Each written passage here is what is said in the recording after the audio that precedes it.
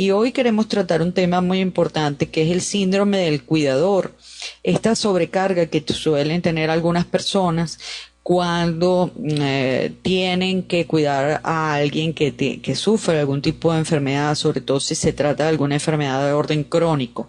Tenemos ya al doctor Gilberto Aldana en línea y lo saludamos. Gilberto, bienvenido, buenas tardes. Apreciada Maripili, ¿cómo estás? Gusto de saludarte tanto a ti como a todo tu equipo y a todos nuestros especiales radioescuchas. Encantada de saludarte, Gilberto. Y bueno, queríamos hablar de este tema, el síndrome del cuidador. ¿De qué se trata? ¿En qué consiste esto que llaman el síndrome del cuidador? Qué interesante tema, sobre todo para aquellas personas que lo puedan estar escuchando y lo puedan transmitir, porque siempre en alguna de nuestras familias va a existir una persona que pudiese ser sensible a esto que vamos a llamar el ¿Aló? ¿Aló, me escuchas? síndrome del cuidador. Ajá. O la sobrecarga del cuidador.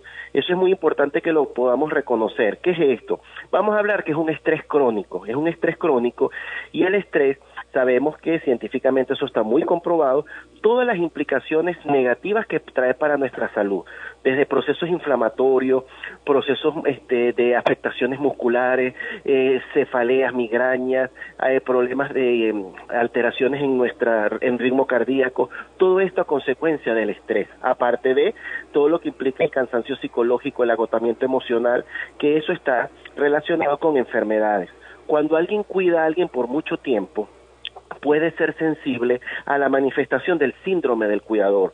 Pero esto tiene una implicación social muy importante, que es necesario advertirlo.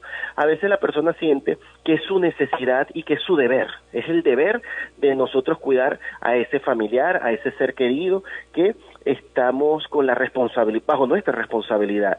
Pero no debemos olvidar que bajo esa responsabilidad también está el cuidarnos a nosotros mismos y identificar si nosotros estamos atravesando el síndrome del cuidador, buscar la ayuda necesaria, porque entonces si no van a ser dos personas con alguna patología o dos personas enfermas o incluso dos personas con discapacidad. Ahora, ¿qué tipo de enfermedades se suelen producir este síndrome del cuidador? O sea, porque a ver, si a una persona le da una gripe y bueno, un familiar lo está atendiendo, lo está cuidando, pues posiblemente no dé el tiempo suficiente para que se produzca este síndrome. Pero entendemos que esto generalmente se produce en casos donde el cuidador está atendiendo a una persona que tiene una enfermedad crónica. Sí, totalmente. Cuando hablamos de enfermedad crónica es que va a tener muchos años o para toda la vida con esa enfermedad. Por ejemplo, se puede dar en el caso de las personas con deterioro cognitivo, por ejemplo, con Alzheimer. También puede haber personas con algún tipo de discapacidad intelectual, lo que anteriormente se llamaba algún tipo de retardo mental, que eso no se llama así ahora, pero anteriormente se llamaba así, o incluso cuando las personas están bajo un proceso de una enfermedad ya final, ¿sí? Ya una enfermedad que va a llevarse la vida. Entonces, claro, el estar ahí cuidando a esa persona, entonces existen a veces un conflicto, el conflicto del deber resguardar a mi ser querido, pero a veces está mi aspecto emocional, ya sea por la tristeza de ver cómo ese familiar empieza a tener una afectación o cada día ser más dependiente, o a veces puede pasar un encuentro de sentimientos donde a veces ya yo no quisiera seguir cuidándolo, pero necesito o debo cuidarlo. Entonces, claro, generan una serie de conflictos que, como hemos dicho hasta ahorita, no solamente afecta el aspecto biológico, también puede pasar, y es lo que hemos visto en consulta Maripili, personas que llegan con un cuadro depresivo, con un cuadro de ansiedad enorme, y es producto de este síndrome del cuidador. Ahora, ¿cómo se puede atender esto? Porque hay personas que están cuidando a un paciente, a una persona que tiene cualquiera de estas enfermedades crónicas que tú mencionaste. Y mira, a veces de repente la persona está tan preocupada de que no le vaya a pasar nada, de que no tenga nada, que mira, hasta para ir al baño.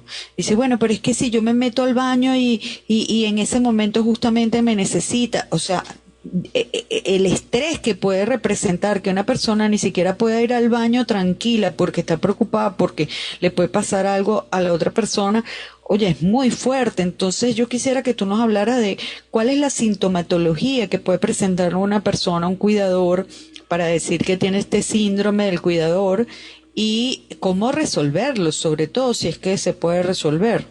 Sí, en primer lugar es identificarlo. Y cuando queremos identificarlo, vamos a ver que como estamos hablando de un estrés crónico, a consecuencia de cuidar a otra persona, va a afectarse el sistema inmunológico. Entonces, una de las primeras sintomatologías que presenta el cuidador es una constante gripe, a veces si tiene algún tipo de herpes se exacerba, ¿sí? Todo lo que implique una disminución en la acción del sistema inmunológico. Entonces, siempre estoy bajo situaciones de infección, infecciones urinarias, infecciones en cualquier parte del cuerpo. Y esto ya nos habla de que tenemos un sistema inmunológico ya que está siendo afectado.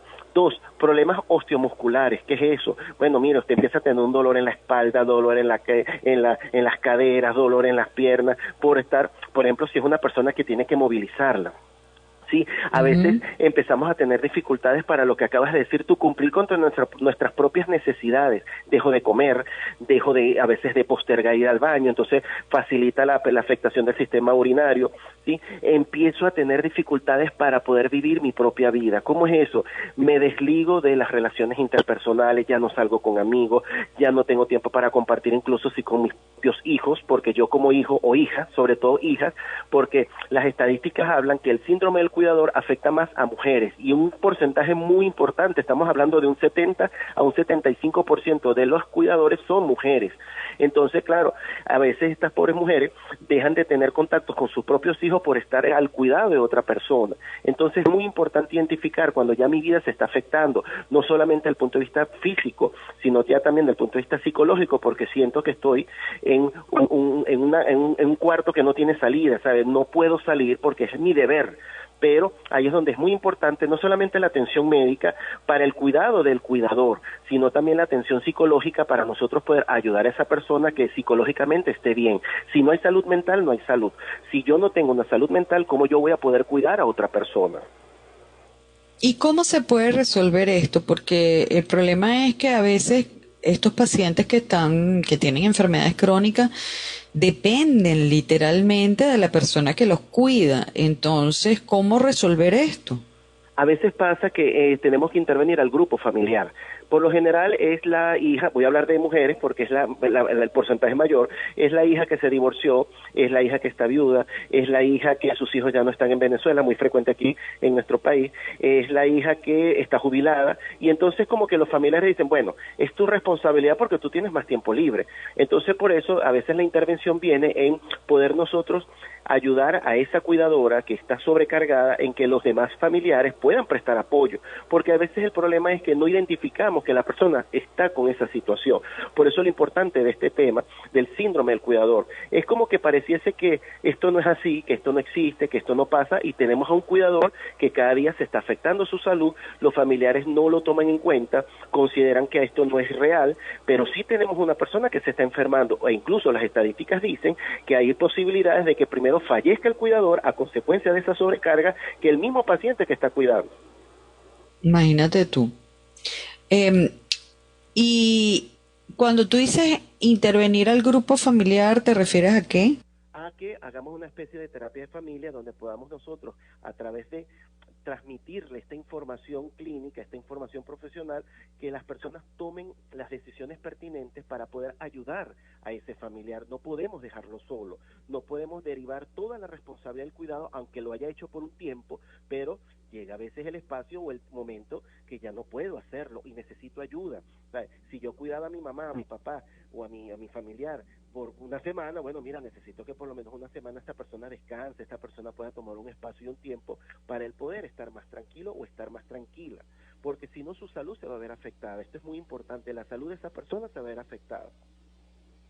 Ya, bueno, Gilberto, te quiero agradecer que hayas tenido la gentileza de estar con nosotros y que nos hayas brindado todo, todo este análisis, todo este conocimiento que tú tienes sobre estos temas. Muchas gracias. Como siempre, Maripili, muchas gracias a ti, a todo tu equipo y a todos nuestros especiales radioescuchas. Feliz fin de semana.